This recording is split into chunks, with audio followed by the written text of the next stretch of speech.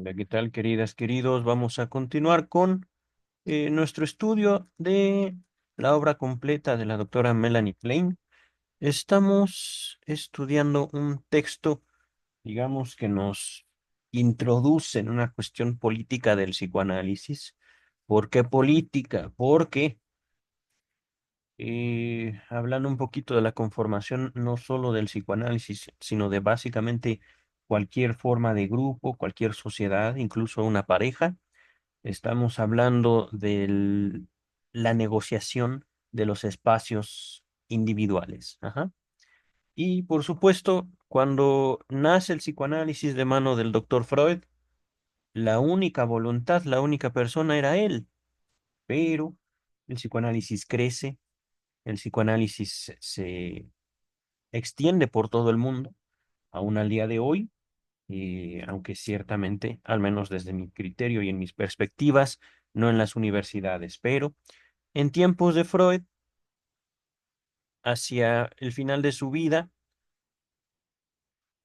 la figura de Freud va decayendo, posiblemente por su propia pérdida de fuerza física. Ajá.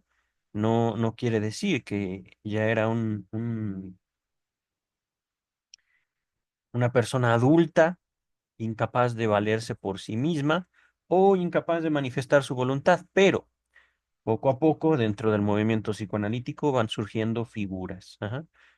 Freud empezó, luego surgieron sus discípulos, Jung, Adler, gente con la cual hubo dificultades personales y también diferencias teóricas, individuos que se terminan separando. Ajá. Y el psicoanálisis seguía bajo la batuta, bajo el liderazgo de Sigmund Freud. Pero no solo pasaron Jung y Adler. Una de las más importantes fue ella, la doctora Melanie Klein.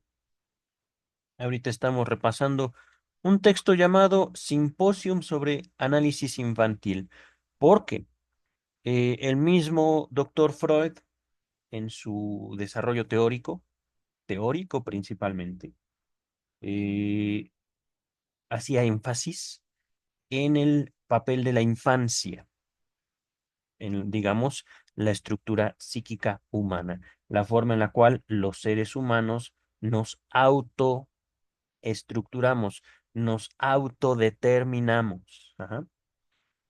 Y entonces, al momento de eh, plantear el doctor Freud la importancia de la infancia teórica, se acercan, eh, digamos, nuevas colegas, ajá, analistas que ya han pasado por procesos. Si mal no recuerdo, Melanie Klein se analizó con Sándor Ferenczi, un discípulo directo de Sigmund Freud, pero en su trayecto, digámoslo así, ya profesional, sí, la doctora Melanie Klein se dedica a atender población infantil. Por un momento, llegué a dudar de decirle doctora, a pesar de que, digamos, se gana el título por su trayectoria, porque justamente el psicoanálisis nace, eh, podríamos decirlo así, cultural, científica o socialmente de la medicina, pero el psicoanálisis no se queda en la medicina, sino que se separa de él, ajá, adquiriendo una autonomía, tanto por sus métodos como por sus objetivos, voy a decirlo así. Ajá. Ahorita con esta breve introducción, planteo señalar cómo este texto nos pone en evidencia esta diferencia política entre Melanie Klein y nada más y nada menos que la hija del doctor Sigmund Freud. Ya posteriormente se presentaron, digamos, como mayor divergencias. Ajá. Les estoy mostrando en pantalla un texto que no he digitalizado, pero que tengo en mi posesión. Las controversias Anna Freud-Melanie Klein, 1941-1945. Ajá. El texto que estamos abordando es previo a esas controversias, y las controversias se dan justamente a partir de la muerte de Freud. controversias que llevan a una división del psicoanálisis.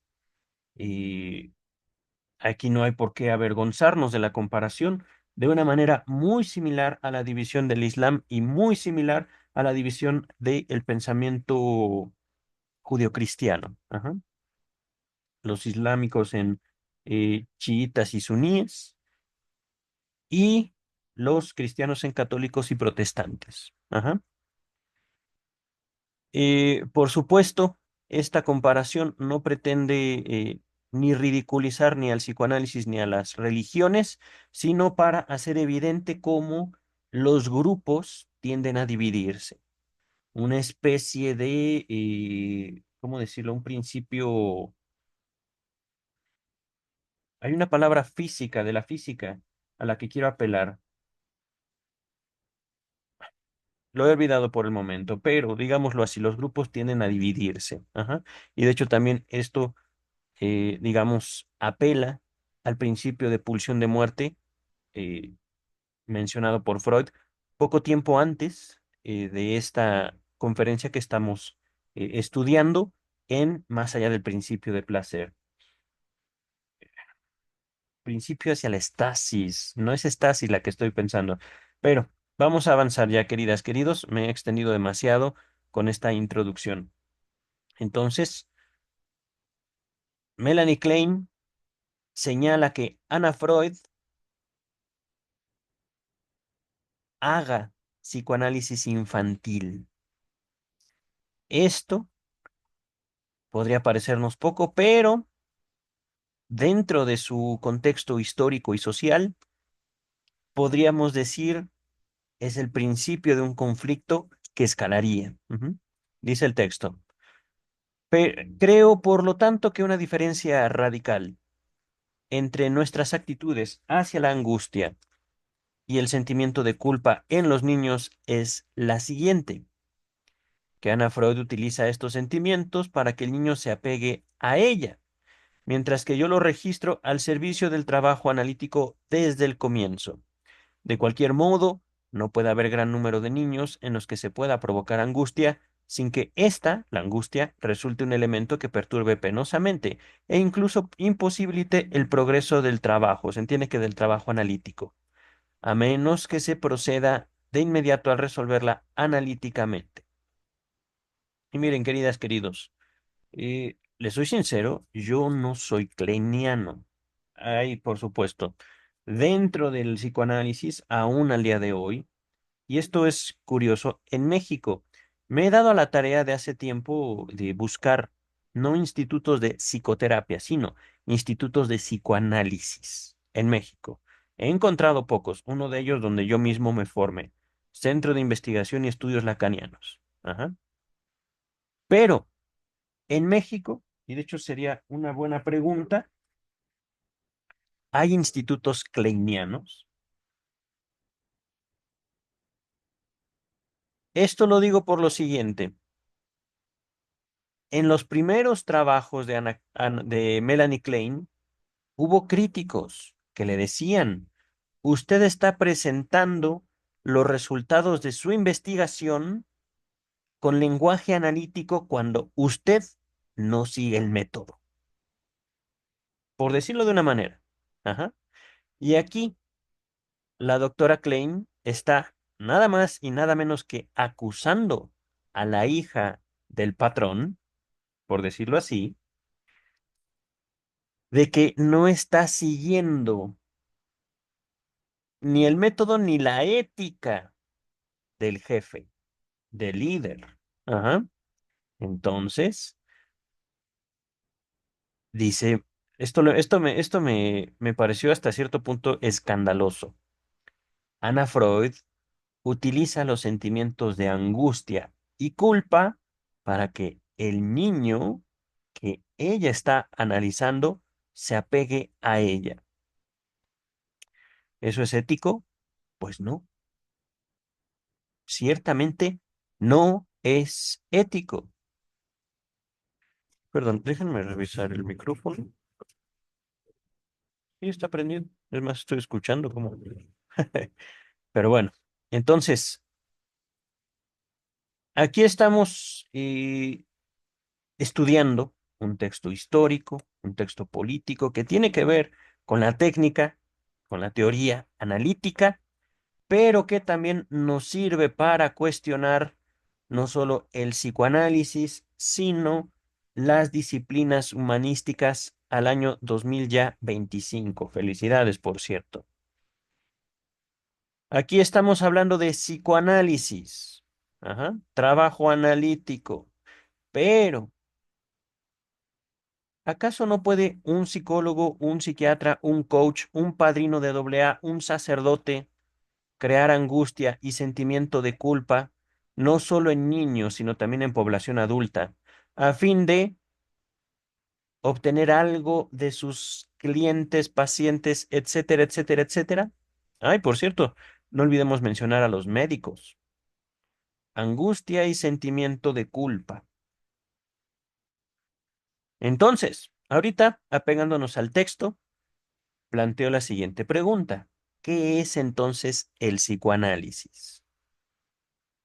Porque lo cierto es que en el video pasado, un poquito atrás en el texto, dice la doctora Klein, eh, es que no debemos tener miedo de acercarnos verbalmente a temas que puedan provocar molestia, angustia, culpa.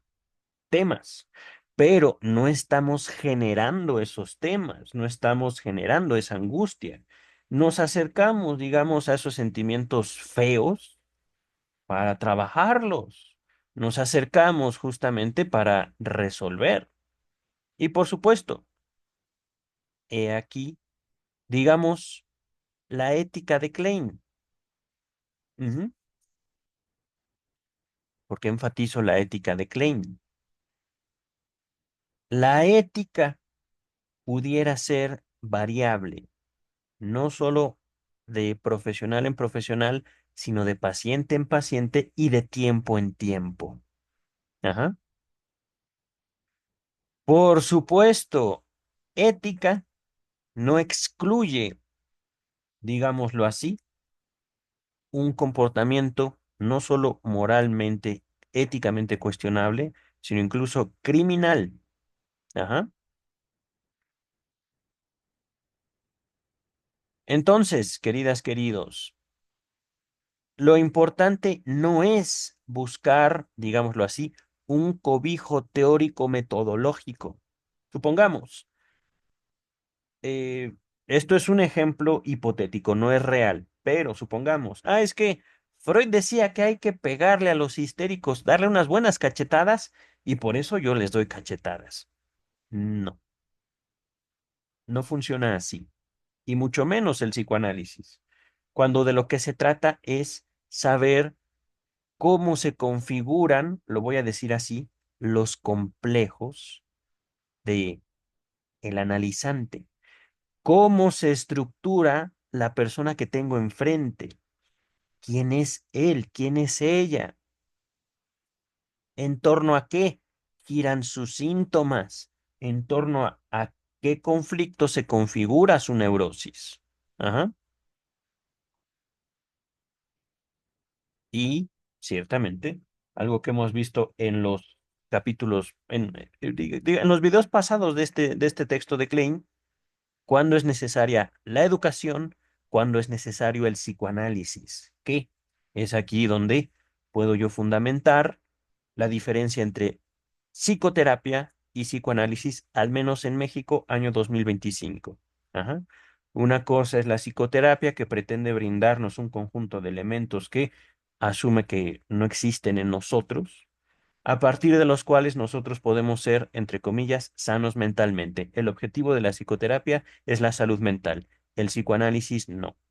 El objetivo del psicoanálisis es el análisis mismo. Ujú.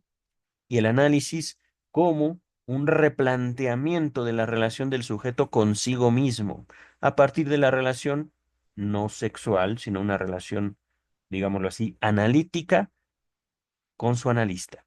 Ajá. Y enfatizo no relación sexual, justamente hablando de la ética. Ujú. Y esto ya es más bien no una acusación, sino casos particulares. Ajá.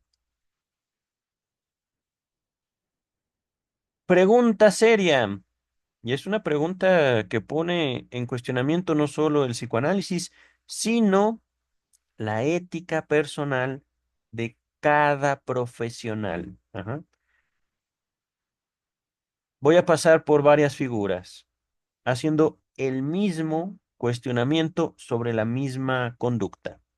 ¿Puede un analista tener relaciones sexuales con sus pacientes? ¿Puede un psicólogo tener relaciones sexuales con sus pacientes? ¿Psicólogo o psicóloga? ¿Puede una psiquiatra tener relaciones sexuales con sus pacientes? Psiquiatra, mujer u hombre. Ajá. Médico. Ajá. ¿Qué es lo que persigue la gente haciendo uso de sus conocimientos, de su profesión, de su posición frente al otro? Ajá.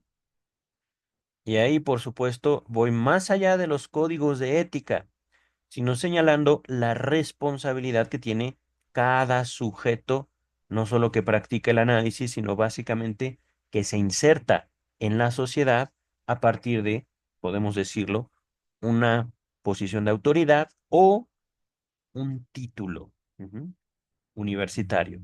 Ajá. Porque, queridas, queridos, esto de no solo el psicoanálisis, el juego de poder es una cuestión fundamentalmente erótica. Ajá. Y esta observación la hago y gracias a los tres ensayos de teoría sexual que les dejo en la descripción, ¿vale? Permítame un segundo. Ahorita tengo mi teléfono cargando, así que voy a anotar aquí. He recomendado hasta ahorita más allá del principio y los tres ensayos. Ahorita continuamos.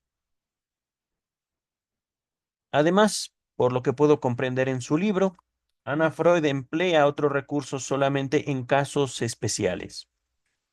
En otros trata por todos los medios de lograr una transferencia positiva, con el objeto de llenar la condición que ella considera necesaria para su trabajo de apegar el niño a ella, apegar al niño a ella. Es decir, y esto la misma Klein lo cuestionó anteriormente, podemos trabajar con transferencia positiva o negativa, ya sea que el paciente nos respete o más bien nos desprecie. Podemos hacerlo. Ajá. Y en esto Klein, digamos, se apoya en las enseñanzas freudianas. Pero lo que dice aquí es, Ana Freud, me parece una acusación, ¿eh? Busca que todas las transferencias con niños sean positivas, es decir, que los niños se dirijan a nosotros de manera cariñosa, de manera respetuosa, de manera amable, feliz. Ujú. De nuevo, este método me parece erróneo, porque indudablemente podemos trabajar con mayor seguridad y más eficacia con medios puramente analíticos. No todos los niños reaccionan ante nosotros con miedo o desagrado. Mi experiencia me apoya cuando digo que si un niño tiene hacia nosotros una actitud amistosa y juguetona, se justifica suponer que hay transferencia positiva y utilizarla inmediatamente en nuestro trabajo. Y tenemos otra excelente y bien probada arma que usamos de manera análoga a cómo la empleamos en el análisis de adultos. Aunque es cierto que allí no tenemos una oportunidad rápida y simple de intervenir.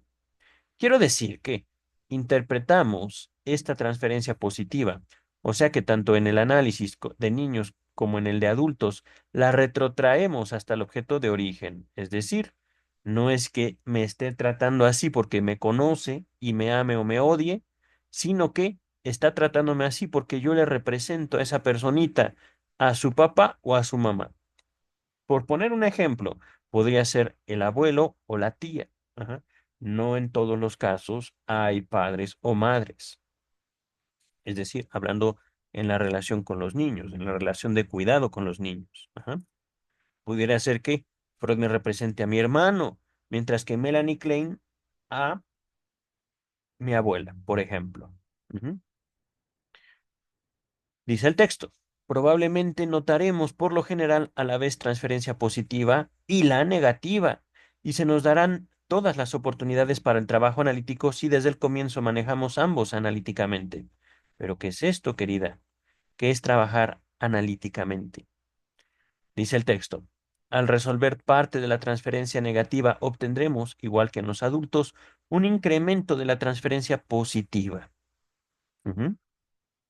Y de acuerdo con la ambivalencia de la niñez, esta será pronto seguida de una nueva emergencia de la negativa. Este es ahora un verdadero trabajo analítico y se ha establecido una verdadera situación analítica. Ok, entonces, creo que esto queda claro. Resolver transferencia negativa. No solo estamos hablando de retrotraerla hasta el objeto de origen, sino, mm, podemos decir lo siguiente. Hay, digamos, porciones, grados de transferencia, sin que podamos llegar a decir es una influencia completamente eliminable de la relación analítica. Ajá. No solo es una cuestión que nos acerca a la forma en la cual el ser humano construye relaciones sociales en base a la experiencia, sino también parte, digamos, como de la ética analítica del no todo. ¿A qué me refiero con esto?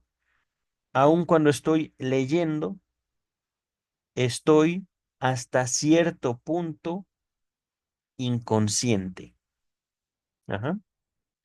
Mis procesos de atención fluctúan entre conciencia e inconsciencia permanentemente, de forma tal que, a pesar de que estoy leyendo y explicando lo que leo, puede salírseme un lapsus, puedo tener un error, entre comillas. Ajá.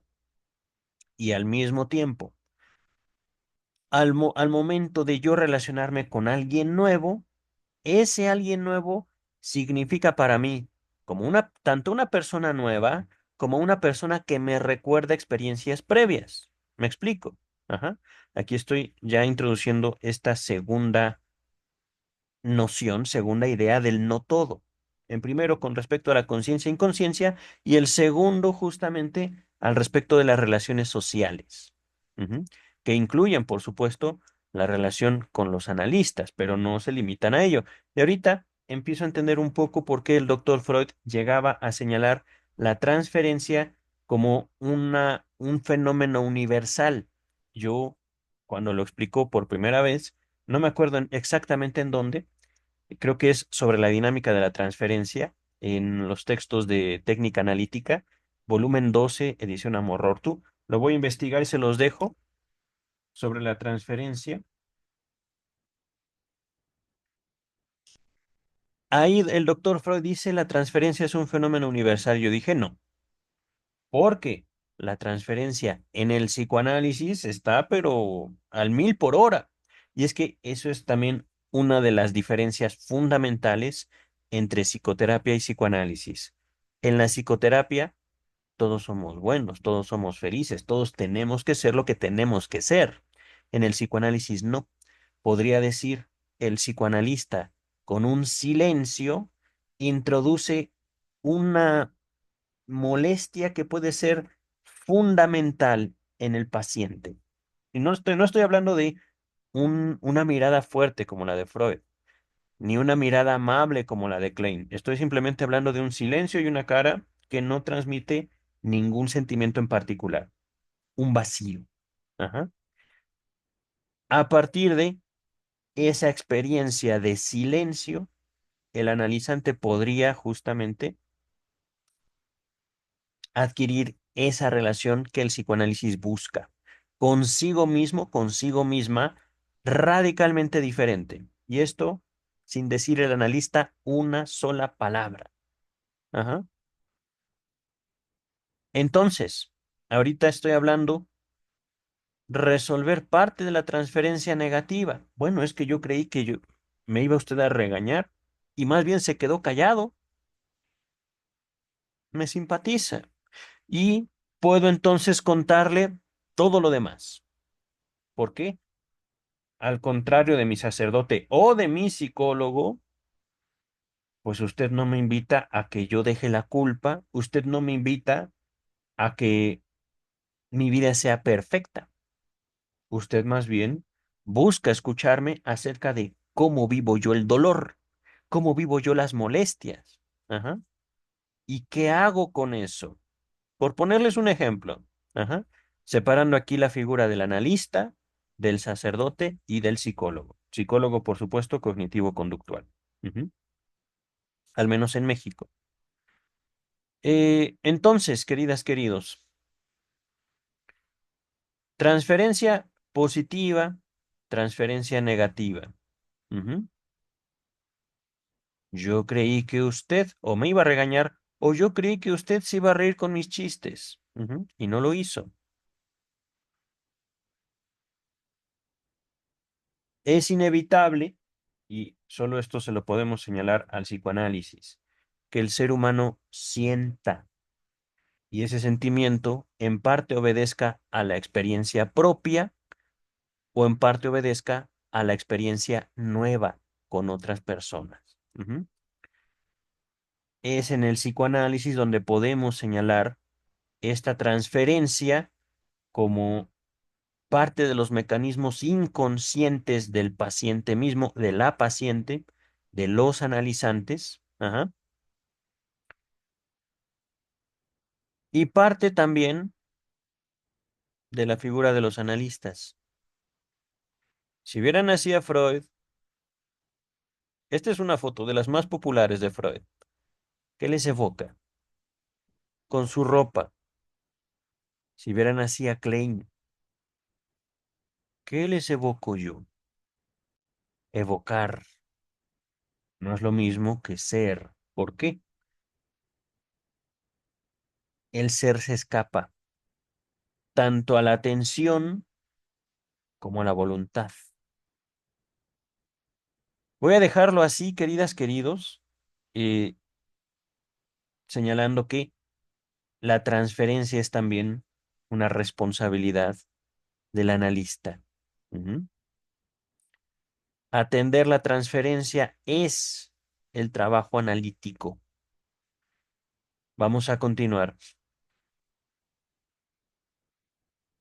Además, tenemos establecida ya la base para trabajar con el niño mismo, y a menudo podemos ser en gran medida independientes del conocimiento de su ambiente. En resumen, hemos cumplido con las condiciones necesarias para el análisis y no prescindimos de las laboriosas, difíciles y no confiables medidas descritas por Anna Freud, sino que, y esto me parece aún más importante, podemos garantizar para nuestro trabajo todo el valor y el éxito de un análisis equivalente en todo sentido al análisis de adultos. Es decir, el psicoanálisis de niños es posible, dice Melanie Klein. Ahí coincido, ciertamente, aunque debemos también, eh, primero que nada, vivir un análisis. Segundo, eh,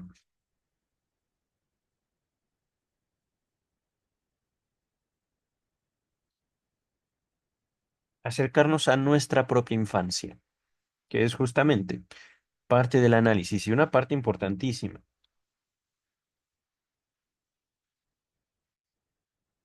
Saber cómo la infancia, a pesar de que ya pasó, no pretendo decir que soy un niño de 5 años, puedo decirlo, ese niño de 5 años, 4 años, 3 años, eso, ese infante que yo fui, sigue manifestándose en mí de diversas maneras. Ajá. Vamos a continuar. En este punto, no obstante, choco con una objeción expresada por Anna Freud en el segundo capítulo de su libro titulado Los recuerdos empleados en el análisis infantil. A ver, vamos a ver. Para trabajar en la forma que he descrito, podemos obtener el material de las asociaciones del niño. Ana Freud y yo, y probablemente todos los que analizan niños, están de acuerdo con que los adultos no pueden dar y no dan asociaciones de la misma manera que el adulto. Mm. Y por lo tanto no podemos obtener suficiente material únicamente por medio de la palabra. Am, pero querida, mira, puedo decirlo, es verdad, los adultos hemos adquirido a través de la experiencia, conviviendo con otros semejantes, con más personas, particulares formas de asociación. En eso estoy de acuerdo, pero no podemos obtener suficiente material únicamente por medio de la palabra. Ahí, querida, ¿cómo quieres introducir? Me voy a escuchar lacaniano, pero bueno, no. ¿Cómo quieres introducir el valor de la palabra? Iba a decir, ¿cómo quieres introducir lo simbólico? ¿Cuándo? Justamente esa es una de las importantes separaciones entre la población adulta y la infantil en la raza humana, que nosotros como adultos tenemos que aprender a hablar. Ajá. Y esto es fundamental también, no solo en el análisis de adultos, sino en el análisis en general. No fue sino hasta que me separo de las psicoterapias para acercarme al psicoanálisis que empiezo a hablar. Y no en un sentido social, sino autónomo. No empiezo a citar, por ejemplo, a Freud dijo o Melanie Klein dijo. Es más allá el lenguaje. Ajá. Es verdad, los niños tienen un camino por recorrer, pues se trata de introducirlos al uso de la palabra, querida doctora Klein. Dice el texto. Entre los medios que Ana Freud sugiere como eficaces para suplir, la falta de asociaciones verbales, se encuentran algunos que en mi experiencia yo también he hallado valiosos. Si examinamos estas técnicas bastante más estrechamente, digamos mm, por el ejemplo el dibujo, el relato de fantasías, etcétera, vemos que su objeto es obtener material de otra forma que el obtenido por la asociación acorde con la regla. Esto es sobre todo importante para que los niños liberen su fantasía y para debe ser inducirlos a fantasear. Ajá. Inducidos, aquí debe haber un error de imprenta. En pocas palabras,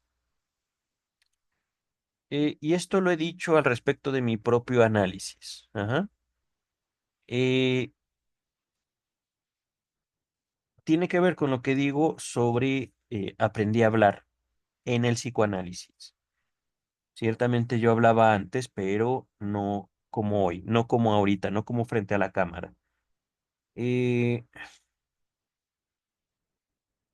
Ahorita más que pensar, estoy introduciendo una pausa para mí.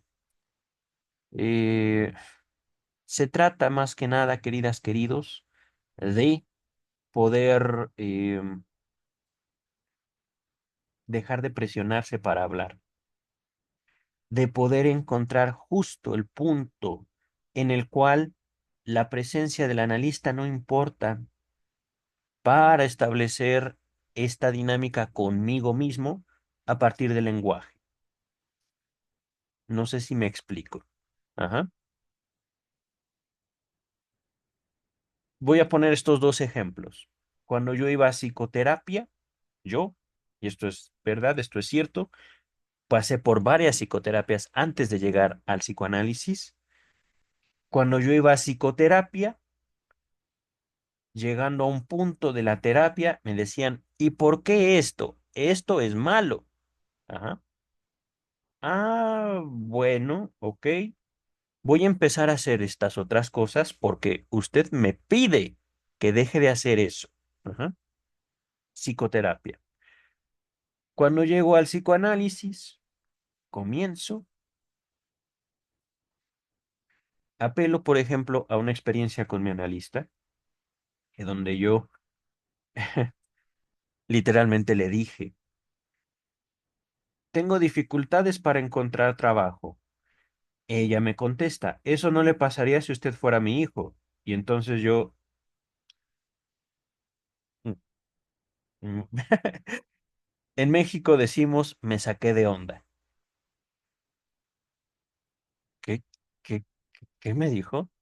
Oiga, pero no, usted no es mi madre. No le dije eso, me quedé callado, me quedé pasmado, me quedé, ¿eh? ¿Qué me dijo? No le dije nada, no le dije nada, en serio. Me quedé pasmado, porque en ese momento justamente ella, mi analista, liberó mi fantasía. Ajá, por ponerles este ejemplo. Y por supuesto, doctora Silvia Heiser, un beso con miedo. Por cierto, tengo que hablarle, es casi su cumpleaños. Es en enero 2025. Ah, entonces, ella me dice, eso no le pasaría si usted fuera mi hijo. Ujú. Y sin que ella me lo pidiera, sin que ella me insistiera, pocos días, semanas después encontré trabajo. Ajá. Ella no me volvió a preguntar absolutamente nada. Y de hecho, no, no es cierto. He pasado por varios trabajos desde ese día.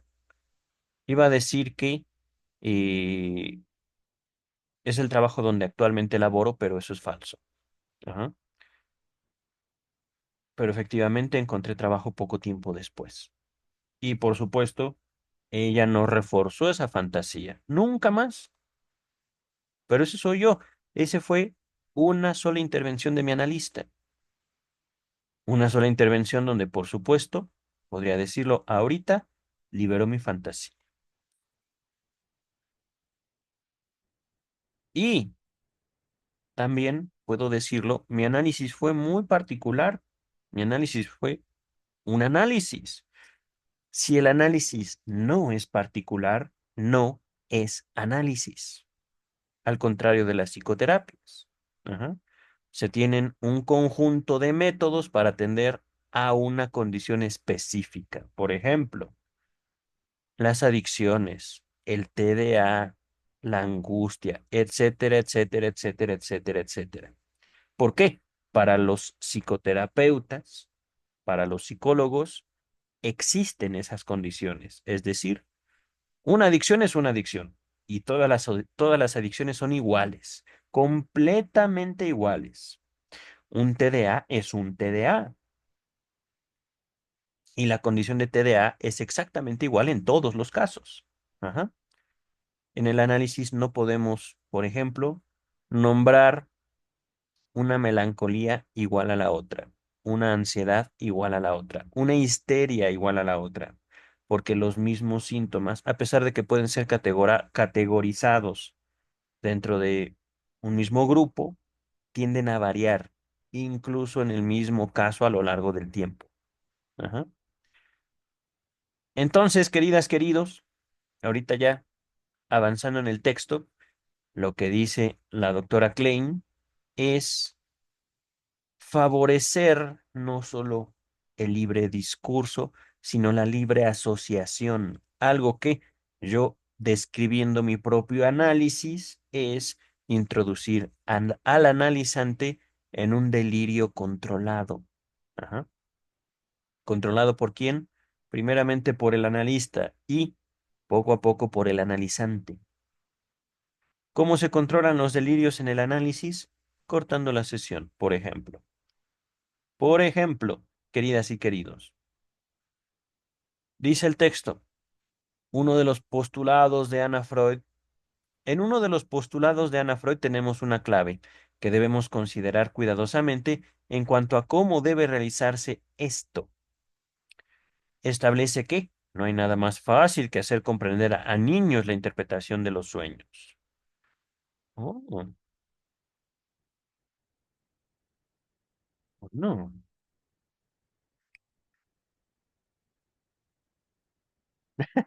Es que no lo dice cualquiera, ¿eh? Lo dice la hija del creador del método y apelando a el coco de la psicología al día de hoy. ¿Para qué interpretar un sueño, queridas y queridos? Ahorita ya con este video espero que tengan una noción. Ujú. Porque, pregunta para los psicólogos, las psicólogas, Ya que interpretamos un sueño, ¿vamos a seguir teniendo pesadillas? Pues claro que sí. ¿Vamos a seguir teniendo sueños de angustia? Pues claro que sí. Entonces, ¿para qué interpretar un sueño si nos vamos a ahorrar, si no nos puede ahorrar la experiencia de los sueños feos? Ah, bueno, pues porque también los sueños feos son parte de nosotros, igual que los sentimientos feos. Entonces, cuando Anna Freud dice no hay nada más fácil que hacer comprender a los niños la interpretación de los sueños, la doctora Klein va a tratar de asignar un significado, pero no estoy tan seguro a lo que quiso decir Anna Freud. Página 31 dice, Klein citando a Freud, a Anna, no a Sigmund, aún niños de poca inteligencia que en todos los aspectos parecían lo más ineptos posibles para el análisis, lograron la interpretación de los sueños. ¿Ok? Eso dijo Anna Freud. ¿Qué leyó usted, querida Klein? Creo que estos niños no hubieran sido de ninguna manera ineptos para el análisis si Anna Freud hubiera utilizado tanto de otras formas como de la interpretación de los sueños, la comprensión del simbolismo que manifestaban tan claramente, ¿no? Porque en mi experiencia he encontrado que si se hace esto, ningún niño, incluso el menos inteligente, es inepto para el análisis. Am, no están diciendo lo mismo, perdón, pero me parece que están diciendo las dos lo mismo y nada más usted se quiere pelear con la hija del jefe. Me parece, bueno, esa es mi interpretación, queridas, queridos. Porque, ¿acaso creen que la agresión no sirve también como método de formación social? Y más en México, queridas, queridos. En México somos muy agresivos socialmente hablando. Ujú. En México, de hecho, hay grupos que no solo toleran, sino fomentan una cierta agresión entre ellos. Ajá. Y estoy hablando de niños, por ejemplo. Ujú. Tienen que molestarse sin, eh, sin rebasar ciertos niveles. Aquí en México le decimos llevarse. Es que, voy a ponerlo en palabras coloquiales, ese güey no es llevado. Ajá. Quiere decir, esa persona, hombre o mujer, no le entra al juego de la burla, no le entra al juego de la agresión. Por ejemplo. Ajá. Ah, entonces, querida doctora Klein, a mí me parece que usted solo se quiere pelear con la hija de ni más ni menos el doctor Sigmund Freud, el sujeto al que usted le debería su vocación, ajá, por decirlo de una manera. Vamos a entonces aceptar que, por un lado, la doctora Klein quiere mm, destacar actos, pensamientos, posturas de la hija de Freud, y por otro lado, ella también quiere exponer su propio método, su propia visión, su propio objetivo. Ajá. Ahora, en esto, ¿qué es el análisis entonces? Apelando solo a ese párrafo, queridas y queridos. Lo subrayo de abajo para arriba para que aparezca todo el párrafo. Leyéndolo en pantalla, teniéndolo en pantalla, ¿qué es el psicoanálisis? ¿Un lugar de disputa? Bueno, no solo el psicoanálisis, sino básicamente toda producción humana. Y el psicoanálisis no se escapa a ello. El psicoanálisis no es divino. Dice el texto, porque este es precisamente el punto de apoyo que debemos utilizar en el análisis de niños. El niño nos traerá muchas fantasías, si en esta senda lo seguimos con la convicción de que lo que nos relata es simbólico, es decir, es sustituto de otra cosa. Ajá. En el capítulo 3, Ana Freud presenta una serie de argumentos teóricos en contra de la técnica del juego que yo he ideado. ¡Ah! Por lo menos mientras se aplique a los fines del análisis y no meramente a la observación. Ok, ok, entonces en aquel libro la hija del jefe ya se había peleado con usted. Eso yo no lo sabía. Miren. Cree dudoso que uno esté justificado para interpretar como simbólico el contenido del drama representado en el juego del niño, y piensa que muy probablemente este sea ocasionado simplemente por observaciones reales o experiencias de la vida diaria. El juego, entiendo. Aquí debo decir que por los ejemplos de Ana Freud de mi técnica, puedo ver que la entiende equivocadamente. Eh, esta cita es de Ana Freud. Si un niño tumba... ¿Ah? Así está escrito, tumba un pone de farol o una figura. La doctora Klein probablemente interprete esta conducta como debida a tendencias agresivas hacia el padre, mientras que, oh, caray, mientras que si un niño hace chocar dos carros lo interpreta como signo de la observación del coito entre los padres. Miren, atribuir interpretaciones. Eso es parte justamente de, no solo lo que no se debe hacer, queridas, queridos, eh, es decir, pensar por el otro. Ajá. Probablemente interprete. mm, es como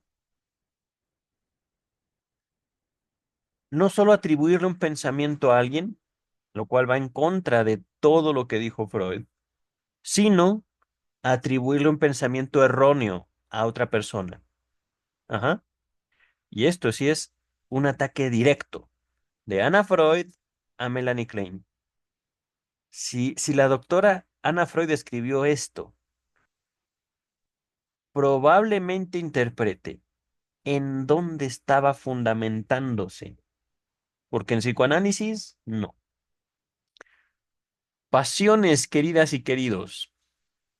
Y por supuesto, los psicoanalistas no nos salvamos de las pasiones humanas. ¿Verdad, doctor Freud? Dice el texto.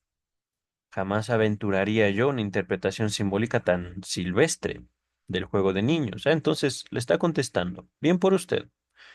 Por lo contrario, he recalcado esto muy especialmente en mi último artículo, suponiendo que un niño exprese el mismo material psíquico en numerosas repeticiones, a menudo por varios medios, por ejemplo, juguetes, agua, recortando, dibujando, etcétera.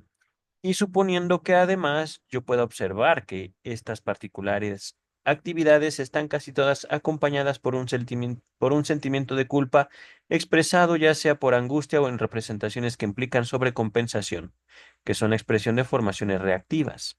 Suponiendo entonces que yo haya logrado insight o el conocimiento en ciertas conexiones, entonces interpreto estos fenómenos y los enlazo con el inconsciente y con la situación analítica. Las condiciones prácticas y teóricas para la interpretación son precisamente las mismas que en el análisis de adultos. Creo que la doctora Klein se expresó de modo correcto, pero he ahí el peligro, queridas y queridos. ¿A qué me refiero con esto? Mm,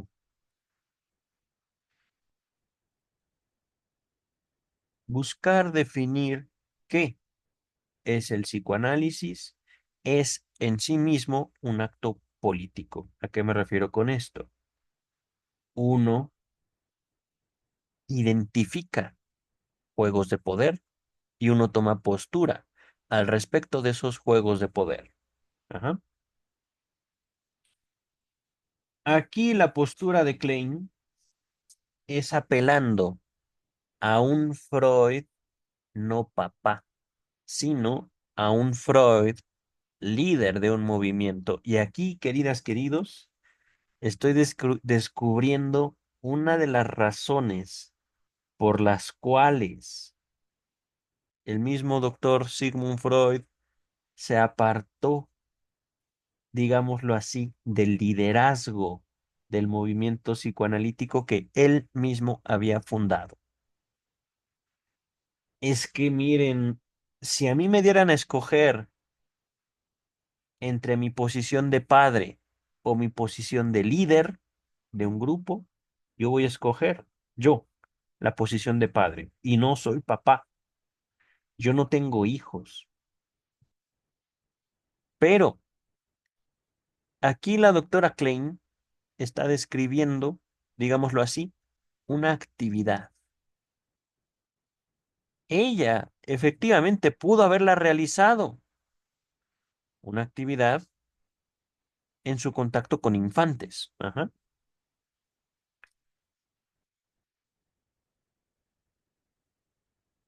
Un niño expresa muchas veces lo mismo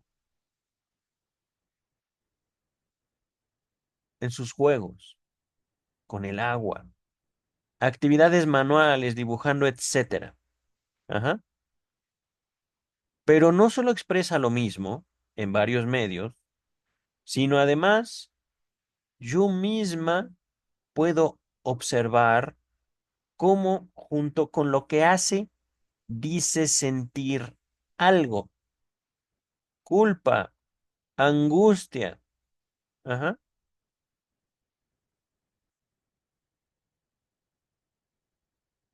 Suponiendo que yo lo entienda, entonces interpreto. Suponiendo que yo lo entienda. ¿Por qué? Puede ser que no lo entienda. Puede ser que yo no logre un conocimiento. Ah, esto por esto. Entonces, complejo de Edipo, por ejemplo, ¿no? Y como complejo de Edipo, entonces, por eso tú me muestras eso a mí. Transferencia. Ajá. Las condiciones prácticas y teóricas para la interpretación son precisamente las mismas que en el análisis de adultos. Y aquí, queridas, queridos, miren, una cosa es justamente, eh, también doy cuenta de otra cosa, pelearse por el gusto, porque también es la, ¿cómo decirlo? La agresión, otra forma de establecer relaciones o lazos sociales. Y no solo me refiero a relaciones temporales, sino también amistades, como aquello que les digo, en ciertos grupos en México, ciertas familias, ciertos individuos, ajá, son llevados, así se les llama, son agresivos verbalmente, intimidantes, etcétera, ajá, sino también lo que estamos viendo es eh, por un lado es cierto agresión, pero también un diálogo entre pares,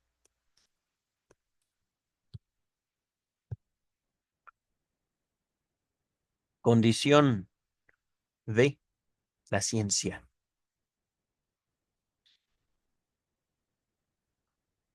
Vamos a continuar, queridas, queridos.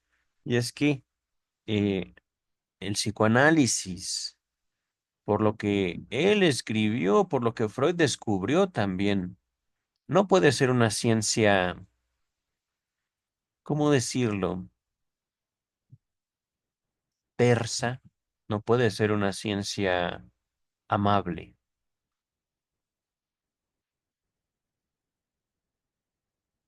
Y es que ese es el punto. ¿Qué es lo que queremos que sea la ciencia? En general,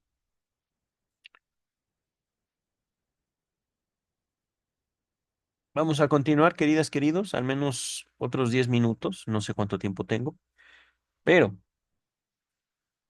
los pequeños juguetes que uso son solo recursos que proveo. Papel, lápices, tijeras, cuerda, pelotas, ladrillos y sobre todo agua.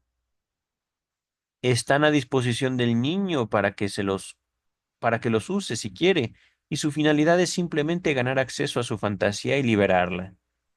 Hay algunos niños que durante mucho tiempo no tocan un juguete o que durante semanas quizás solo cortan las cosas.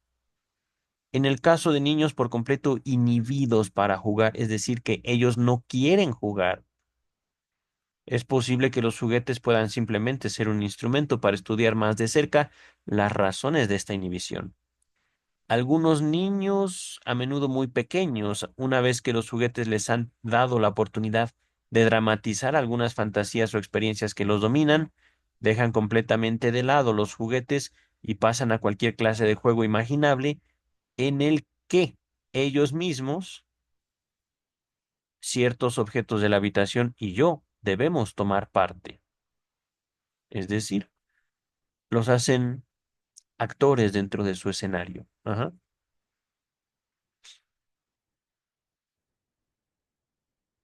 He entrado con cierta extensión en estos detalles de mi técnica porque quiero dejar claro el principio que, según mi experiencia, hace posible manejar las asociaciones del niño en su mayor cantidad y penetrar en los estratos más profundos del inconsciente.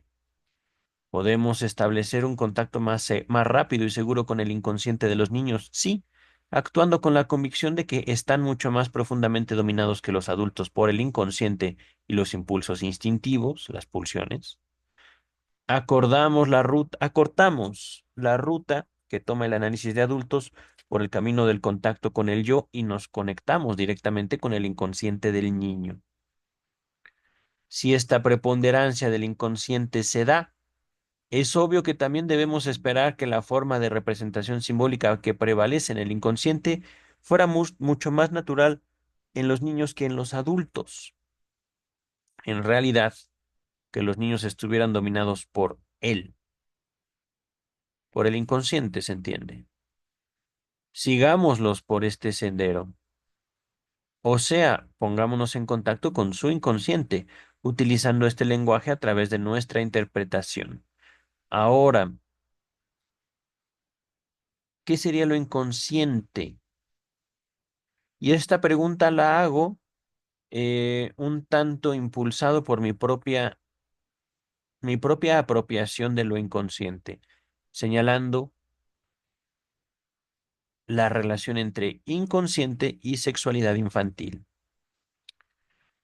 Podríamos decir, lo inconsciente en la infancia es un deseo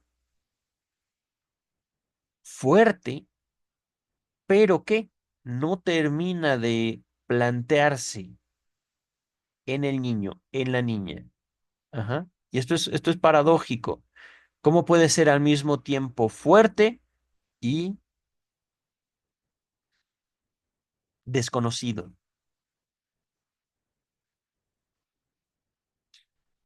Si algo es fuerte es porque no solo lo sentimos, sino porque podemos hasta cierto punto definirlo, hasta cierto punto. De eso se trata entonces, queridas, queridos. Y por eso, al menos yo puedo decirles, la doctora Klein tiene razón en cuanto a que los niños no han adquirido ni la relación con el lenguaje, ni la relación con otros seres humanos, ni la relación consigo mismos que les permita decir, deseo eso, no quiero, sino lo deseo. Ajá. Pero al mismo tiempo, fundamento más, podemos decirlo así, mi crítica hacia Klein, diciendo, es necesario saber conducir a los niños hacia el lenguaje como una forma no solo de alivio, sino también de relación con ellos mismos. El lenguaje, no el acto. Ajá. Porque, apelando a la relación entre sexualidad infantil y lo inconsciente, dentro de lo inconsciente hay también un deseo de muerte tremendo. Ajá. Ya se los había citado, más allá del principio de placer. Sigmund Freud. También podría completarlo con inhibición, síntoma y angustia.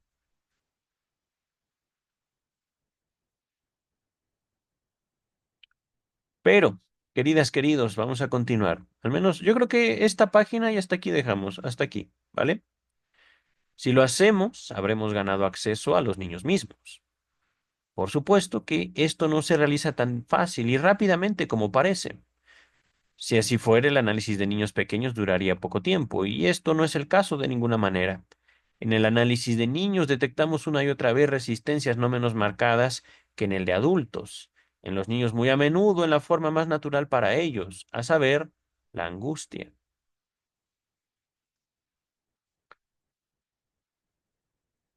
Antes de continuar, pregunta seria. ¿Qué es lo que busca el análisis, queridas y queridos? Si no es salud mental, ¿qué es? Se los dije aquí, pero ¿cómo replantearlo? Y es que ese es el punto, queridas, queridos. Si nos aproximamos a la naturaleza simbólica de la humanidad, entendemos que una sola cosa tiene mil representaciones. Una sola cosa puede traducirse no solo a mil idiomas, suponiendo que hubieran mil idiomas, no sé cuántos hay, pero un solo objeto pudiera tener mil formas de ser. Ajá. Y entonces, eso que les dije en este mismo video, que es el objetivo del análisis, como la relación con uno mismo a través del lenguaje, ¿de qué otra forma lo representarían? Dice el texto. Es este, pues, el segundo factor que me parece esencial si queremos penetrar en el inconsciente del niño. Si observamos los cambios en su manera de representar lo que ocurre dentro suyo, ya sea si cambia de juego o si lo abandona, o si hay un ataque directo de angustia, y tratamos de ver qué hay en el nexo del material que cause estos cambios, nos convenceremos de que continuamente nos enfrentamos con el sentimiento de culpa y que a su vez debemos interpretarlo. Estos dos factores, que según he descubierto son los auxilios más dignos de confianza de la técnica del análisis de niños, son mutuamente dependientes y complementarios. Solo interpretando y por tanto aliviando la angustia del niño, siempre que nos encontremos ella, ganaremos acceso a su inconsciente y lograremos que fantasee. Entonces, si llevamos hasta el fin el simbolismo que sus fantasías contienen, pronto veremos reaparecer la angustia y podremos así garantizar el progreso del trabajo. La exposición de mi técnica, la importancia que le atribuye al simbolismo contenido en la conducta de los niños, podrían interpretarse erróneamente, como si esto implicara que en el análisis de niños se procede sin la ayuda de la asociación libre en su verdadero sentido. Esta palabrita la he encontrado muchas veces con Klein, verdadero, que no tiene nada que ver con lo real en Lacan. Ajá. Dice el texto. En un pasaje anterior de mi artículo señalé que Ana Freud y yo, y todos los que trabajamos en el análisis de niños, estamos de acuerdo con que los niños no pueden asociar y no asocian de la misma manera que los adultos. En esto coincido. Pero es que nuestra misma percepción y nuestra relación con nosotros mismos es distinta, querida. ¿De qué trata? ¿De qué quieres decir? Quiero agregar aquí que probablemente lo principal es que los niños no pueden asociar, no porque les falte la capacidad para poner sus pensamientos en palabras. No, no es capacidad, querida, no, no es eso. Hasta cierto grado esto solo se aplica a niños muy pequeños, sino porque la angustia se resiste a las asociaciones verbales. Ay, querida, la angustia. No estoy tan seguro. Tendrías que fundamentarme más, al menos a mí. A mí me gustaría preguntarle eso a Klein. No pertenece al propósito de este artículo discutir con mayor detalle esta interesante cuestión especial. Solo mencionaré brevemente algunos datos de mi experiencia. Ok, entonces, esto, queridas, queridos, que al menos a mí me causó escozor, me causó duda, lo vamos a abordar ya en el siguiente video. A manera de resumen, la doctora Klein se defiende de ataques que vienen de la hija nada más y nada menos que de el creador del psicoanálisis. Bien por usted. Se fundamenta entonces una defensa y también una exposición de su método, junto con la correspondiente justificación teórica. Ajá. Esto fue lo que vimos el día de hoy. Y para la próxima vamos a ver por qué la doctora Klein dice la angustia se resiste a las asociaciones verbales.